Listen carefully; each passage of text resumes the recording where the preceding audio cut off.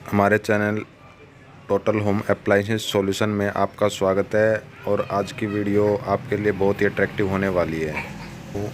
Rotary switch के बारे में, जो कि मेरे को काफ़ी लोगों से बोला गया था कि सर आप एक बारी प्रॉपर इसके बारे में वीडियो बनाइए, तो आज मैंने उसी के बारे में आज ये वीडियो बनाई है। तो आज मेरे पास है 100 एम्पेयर का एक रोटरी स्विच, जो कि आज मैं इसके आपको प्रॉपर वे में और प्रॉपर तरीके से कनेक्शन बताना चाहूँगा कि आप इसका कनेक्शन कैसे कर सकते हो। देखो, इसका कनेक्शन करने में कोई प्रॉब्लम नहीं होनी चाहिए, साफ साफ इंडिकेट करके हर चीज़ दी होती है। पर पता नहीं आप लोगों की समझ में ऐसा आता क्यों नहीं है कि आप इसको कैसे कनेक्शन कर सकते हो। तो सबसे पहले ये हमारे पास एक बॉक्स है, ये हमारा इसका बॉक्स है जिसके अंदर हम रोटरी स्विच लगाएंगे। रोटरी स्विच के लिए हमें बॉक्स की नीड है, क्योंकि हम इसको लेफ़्ट राइट हम जैसे भी फेस चेंज करेंगे तो हम इसको किसी ना किसी के ऊपर लगा के ही, मतलब वो रोटरी स्विच एग्जैक्ट रहेगा, टाइट रहेगा तो वो घूम सकता है, नहीं तो अदरवाइज़ वो घूमेगा नहीं। आप उससे फेस चेंज नहीं कर सकते हो। तो फेस चेंज करने के लिए आपको सबसे पहले रोटरी स्विच के साथ रोटरी बॉक्स भी लेना ज़रूरी है। तो बॉक्स लेने के बाद अब हमने बॉक्स ओपन कर लिया और हम इसके नट ओपन करते हैं। सबसे पहले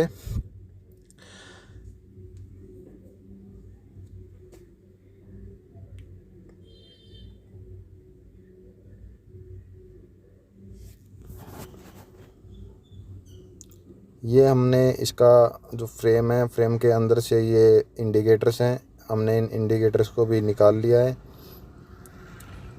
इस इंडिकेटर्स का काम होता है कि हमारे को ये बताना कि हमारे कौन से वाले फेस के अंदर लाइट है।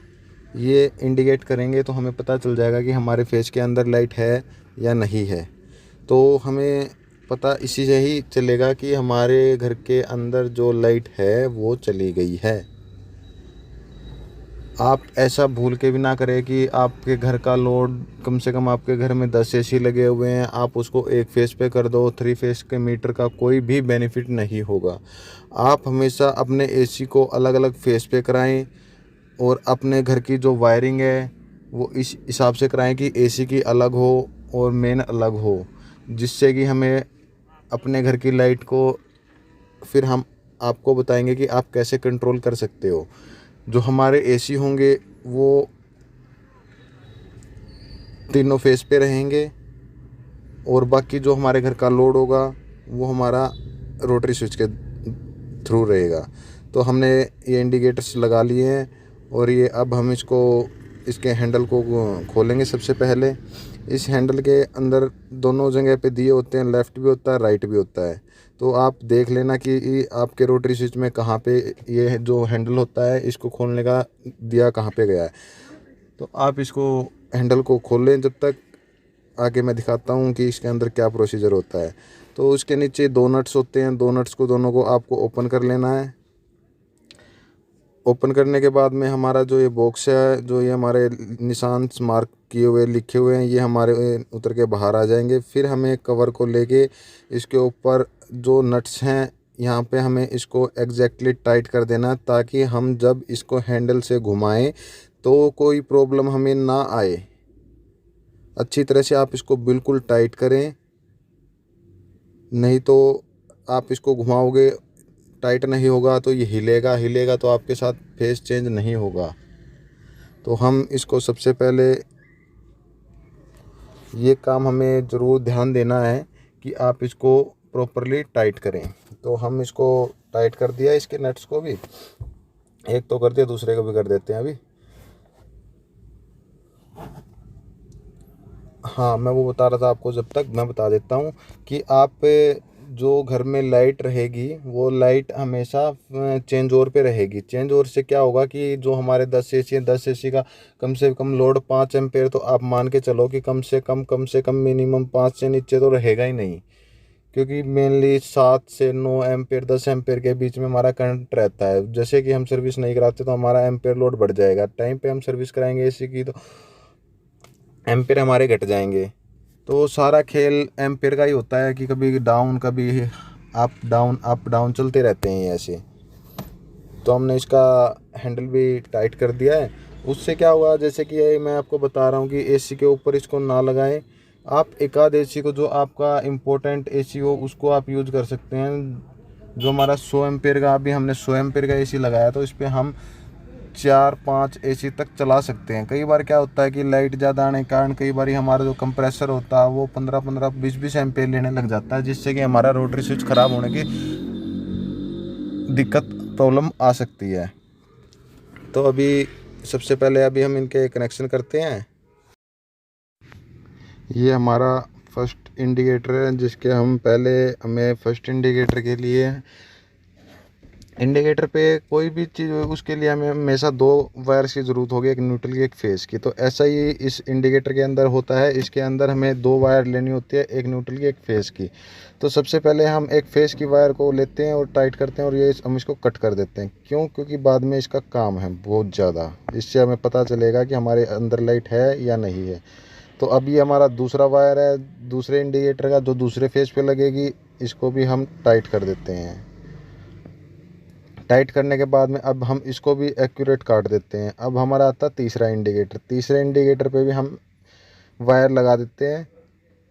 ये रेड कलर के हम वायर इसीलिए ले रहे हैं ताकि हमें फेस के अंदर कोई प्रॉब्लम ना आए कि हमारा न्यूट्रल फेस वाले में जुड़ेगा, फेस न्यूट्रल वाले। कई बार मिसअंडरस्टैंडिंग हो जाती है, जो नए नए इंजीनियर्स होते हैं वो कर देते हैं ऐसा।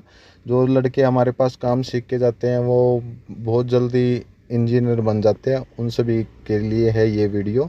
तो आप उन चीज़ों को, आप कोई बात नहीं, आप नए हो पुराने हो जैसे भी हो, आप एक बार ही न्यूट्रल को न्यूट्रल से कनेक्ट करके चले और फेस को फेस से कनेक्ट करके चले। तो अभी हम ये दूसरे वाली तार को हमने इसके साथ जोड़ दिया, ये जो कि हमारे फर्स्ट फेस के अंदर हम इसको कनेक्ट करेंगे। फर्स्ट, इसके ऊपर आप ये देख सकते हो फर्स्ट लिखा हुआ है। एक नंबर, एक फेस।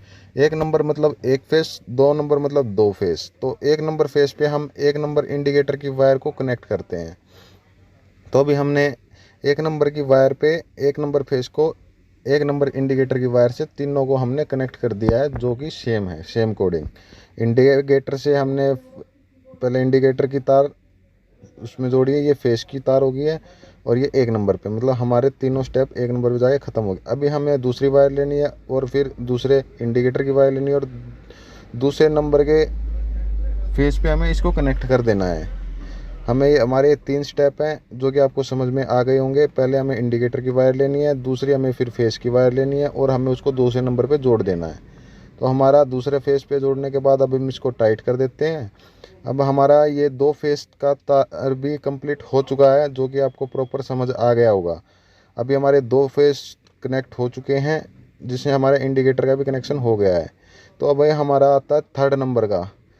तो 3rd नंबर का हमारा जो वायर है उसको भी हमने एक वायर, इसको हम थोड़ा टाइम लगेगा, इसको बारी खोल लेते हैं वायर को।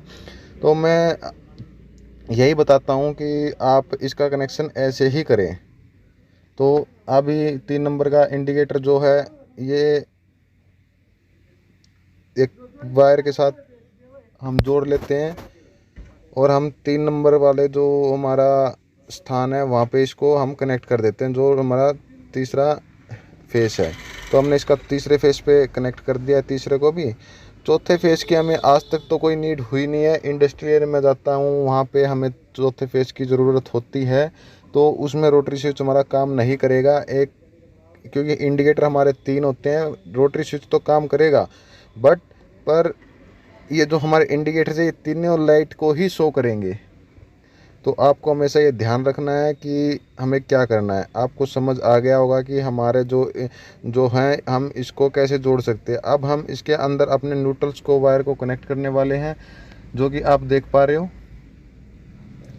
न्यूट्रल की वायर को न्यूट्रल के साथ, एक इंडिकेटर के साथ आप इसको कॉमन भी यूज़ कर सकते हो। हम इसको कॉमन ही यूज़ करेंगे। एक इंडिकेटर के साथ हमें दूसरी वायर को भी इसी के साथ एक जॉइंट लेके उसी के साथ इसको जोड़ देते हैं, और दूसरे इंडिकेटर का भी काम हमारा कंप्लीट तैयार हो जाएगा।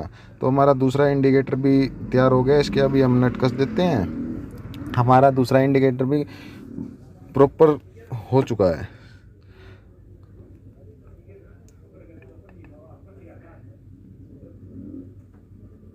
अभी हमने इसको भी टाइट कर दिया है, लूज़ रह गया तो वो हमने प्रॉपर कर दिया है। कई बार क्या होता है इनके अंदर ना बहुत ज़्यादा कम स्पेस होता है कि डबल तार 1.5 mm की वायर डबल करके नहीं आ पाती, तो थोड़ा प्लास से करना पड़ता है। चलो कोई नहीं।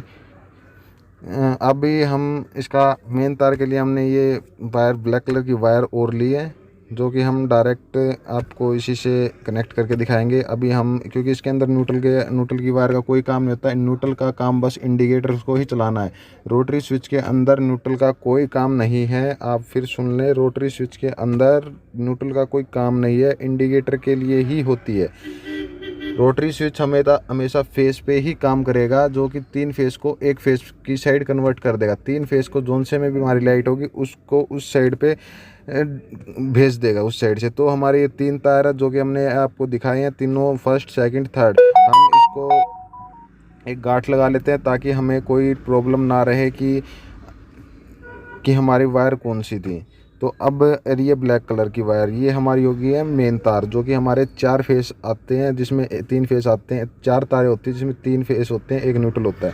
तो ये चारों तारें हमें उसके अंदर जोड़ देनी है। अब हमारी आती है आउटपुट की बारी। तो आउटपुट की तार के लिए मैं अपना मेन बोर्ड का वायर इसके अंदर कनेक्ट करने वाला हूं, जिससे कि आप लोगों को ये पता चलेगा कि लाइट कैसी आती है, कैसे चेंज और काम करता है। अभी मैंने अपने मेन बोर्ड की वायर का फेस का तार है, मैंने फेस की तार को P लिखा होता है, हमेशा भी देख लेना। आपको नहीं भी समझ आए तो एक जॉइंट होता है जो कि पूरी सीरीज को घुमाने के बाद दूसरे स्थान पे वहीं पे आ जाता है। ये जो कनेक्ट है आप इसके किसी भी साइड लगा दो, लेफ्ट लगाओ या राइट लगाओ, कहीं पे भी लगाओगे, जहाँ पे ये जॉइंट होता है, ये हमेशा क्या होता है, सर्किट पूरा होके ये यहाँ पे दोबारा आ जाता है, जिससे कि हमें कोई प्रॉब्लम ना हो। हम इस पर कितने भी यहाँ पे 4 पॉइंट दे रखे, चारों पॉइंट पे हम इस पर कनेक्शन कर सकते हैं। तो अभी हमने एक ही पॉइंट इसका यूज़ किया है, और इसका एक जो ये ब्लैक कलर की वायर है, ये मैंने इसकी बोर्ड की मेन तार पे, इस पे न्यूट्रल पे जोड़ दी है, और मेन तार मैंने इसके P पे जोड़ दी है। तो अभी हमारे पास 3 वायर इकट्ठी हो गई है। न्यूट्रल को हमने वहाँ पे जोड़ दिया है, न्यूट्रल को न्यूट्रल के साथ, क्योंकि न्यूट्रल तो कॉमन रहेगा। तो अभी हमें इसको इसके साथ कनेक्ट कर दिया है, और अभी मैंने इसको बाहर निकाल दिया है। अभी हम इसका पेंच लगा लेते हैं पहले, फिर मैं आपको दिखाने वाला हूँ कि ये जो चारों के चारों फेस हैं वो आप कैसे अब कनेक्शन करने हैं। क्योंकि मेन बोर्ड का पावर पे हमने ये जो हमारे पास बोर्ड रखा है सीरीज का, ये जो हमारा मेन बोर्ड है, मैंने इसके कनेक्शन कर दिए हैं, जो कि मैंने आपको बताया है P के नाम पे। P के जो P मतलब पावर होती है, तो हमने वो पावर जहाँ से आएगी, पीछे से जिस भी फेस से आएगी, वहाँ से वो आउटपुट हमें मिल जाएगी। ठीक है जी। तो अभी हमारे पास ये 4 वायर हो गए हैं, एक न्यूट्रल हो गया, एक फेस हो गया। अभी हमारे पास जो मैं अभी आपको चेक कराऊं, हमारे पास यहाँ 3 फेस का मीटर तो है नहीं, तो उसके लिए अभी मैं तीनों तारों को इकट्ठी करके जॉइंट कर देता हूं, ताकि हमारे पास फेस तो 2 ही हैं अभी।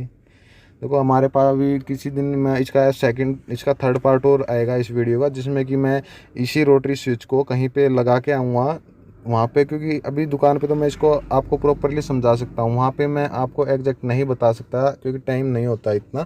तो अभी मैं आपको इसका कनेक्शन करना, वहाँ पे मैं आपको ये कनेक्शन यहीं रहेंगे, और इसकी वायरिंग जो मेन बोर्ड से वायरिंग होगी वो मैं आपको बता दूँगा कि आप इसके कनेक्शन कैसे कर सकते हो। अभी हमने इसका क्या किया, हम इसको एक फेस पे कन्वर्ट कर लेते हैं, तीनों तारों को हम इसको एक फेस पे कन्वर्ट कर लेते हैं। बाई चांस आपका 3 फेस का मीटर है और आपका रोटरी स्विच लगा हुआ है, वो बाहर से सिंगल फेस कर गए हैं, तो आपको कोई काम नहीं करना, अपने रोटरी स्विच के तीनों तारों को इकट्ठा कर देना है। तो वो किसी भी साइड से लाइट आएगी तो आपके रोटरी स्विच के अंदर आ जाएगी। अभी हमने इन तारों को तीनों को एक साथ कनेक्ट कर दिया है, वो इसीलिए किया है कि हमारे जो बोर्ड है उसके तीनों फेस के अंदर लाइट आ जाए। आप समझ गए होंगे कि मैंने ये तार कनेक्ट क्यों कर रहा हूँ, क्यों इनको छेल रहा हूँ, क्या पर्पज़ है। हमारे यहाँ पे हमारी जो शॉप है उसके अंदर 3 फेस का मीटर नहीं है, यहाँ पे सिंगल फेस है। तो अभी मैं इसको इसलिए कनेक्ट कर रहा हूँ कि मैं इसको आपको भी चेक करा पाऊँ। तो ये जो 3 वायर हम इसको 3 फेस में जोड़ना है, ये मैंने अभी इकट्ठा करके सिंगल फेस में जोड़े। क्यों? क्योंकि हमारे पास 3 फेस का मीटर नहीं है इसलिए। तो आप ऐसा ना करना, आप इसको जोड़ना मत कभी, तीनों फेसों को जोड़ के वहाँ पे जोड़ दो। तो ये इसके लिए हमने अभी हमारे पास हो गया 2 कनेक्शन, एक न्यूट्रल एक फेस। क्योंकि वो चेक कराने के लिए मैंने ये स्ट्रेटेजी चलो ऐसे बता देते हैं। तो अभी मैं अपने मेन बोर्ड के अंदर इसके वायर के तार लगा देता हूँ और मैं अभी इसको सामने करके आपको दिखाता हूँ कि आप इसको कैसे यूज़ कर सकते हो। तो अभी जैसा कि आपने देखा कि हमने इसका सारा काम कंप्लीट कर दिया है। तो अभी मैं आपको दिखा दूं ये रोटरी स्विच जो कि अभी मैंने इसकी वायर लगाई है। अभी मैं इसके सीरीज के अंदर एक बल्ब को लगाने वाला हूं ताकि आप लोगों को पता चल जाए कि इसके अंदर लाइट कैसे आएगी। तो अभी मैं इसके अंदर अभी आपको वहाँ पे दिखाऊंगा वोल्टेज आएगी। तो यहाँ पे हमारी वोल्टेज भी आ गई है। अब मैं रोटरी स्विच से दिखाऊंगा आपको 4 नंबर पे करके, तो हमारी लाइट नहीं आएगी। ये 4 नंबर पे हमने किया तो हमारी लाइट नहीं आई है। अब मैं आएगी नहीं 4 नंबर, क्योंकि 4 नंबर हमारा उस साइड से पीछे की साइड से खाली है, तो हमारा 4 नंबर पे लाइट नहीं आएगी। अब मैंने इसको 1 नंबर पे किया है। 1 नंबर पे करने के बाद में ये लाइट आ गई है। अभी 2 नंबर पे किया है तो 2 नंबर पे भी लाइट आ गई है। क्यों? क्योंकि हमने पीछे अब मैंने 3 नंबर पे किया, 3 नंबर पे भी लाइट आ गई है। 4 पे करेंगे तो हमारे पास लाइट नहीं आएगी। आपको ये बात ध्यान रखनी है। 4 नंबर हमें पीछे से कनेक्ट नहीं किया है तो हम 4 नंबर को यूज़ नहीं कर सकते। आप 4 नंबर को जब यूज़ कर सकते हैं जब आप पीछे की साइड 3 को ड्रॉप करके आप 4 की साइड लगाएंगे तो आप 4 नंबर यूज़ कर सकते हैं, नहीं तो आप अदरवाइज़ नहीं कर सकते। ये हमने बल्ब लगाया है इसके अंदर। अभी ये जो हमारा ये बोर्ड है ये हमारा सीरीज के अंदर है, तो इसके लिए हम इसमें लूप बनाना पड़ेगा। तो लूप हम इसका बनाते हैं ताकि ये हमारा बल्ब जो है ये स्टार्ट हो जाए। तो अभी हमारा बल्ब चल चुका है। हमारा सेटअप पूरा कंप्लीट हो चुका है। क्यों? क्योंकि हमारा वो 4 नंबर पे है। तो अभी हम इसको रोटेट करते हैं, किसी पे भी कर लो। देखो ये देखो हमने जहाँ पे भी रोटेट करेंगे वहीं पे हमारा बल्ब चलेगा और मीटर के अंदर लाइट भी आएगी। तो ये जो बोर्ड है ये इस तरह से कनेक्टेड है कि हम इसको कैसे भी कोई भी चीज़ चलाते हैं तो हमारे को वोल्टेज का पता रहता है कितनी वोल्टेज ये कर रहा है, और हमें नीचे से एम्पेयर का भी पता चल जाता है कि कितना एम्पेयर ले रहा है। तो आप भी ऐसा बोर्ड बना सकते हो। इस बोर्ड के बारे में मैं आपको बताऊंगा इस वीडियो में, और मैं आपको नेक्स्ट वीडियो जो इसका पार्ट आएगा उसको आपको इसी वीडियो में आपसे चेक कराऊंगा कि आप इसके फेस के अंदर कैसे कनेक्शन कर सकते हो। ये मैंने आपको मैनुअली कनेक्शन बता दिए हैं, और नेक्स्ट वीडियो जहाँ पे ये रोटरी स्विच लगेगा वहाँ पे मैं आपका इसका बाकी का सेटअप आप वहाँ पे मेरी दूसरे वीडियो पे भी देख सकते हो कि वहाँ पे मैं एक बार डिस्क्रिप्शन में सारा का सारा बता दूँगा। तो आपको ये वीडियो अच्छी लगी हो तो लाइक करना, शेयर करना और नेक्स्ट पार्ट के लिए वेट करना। Thank you.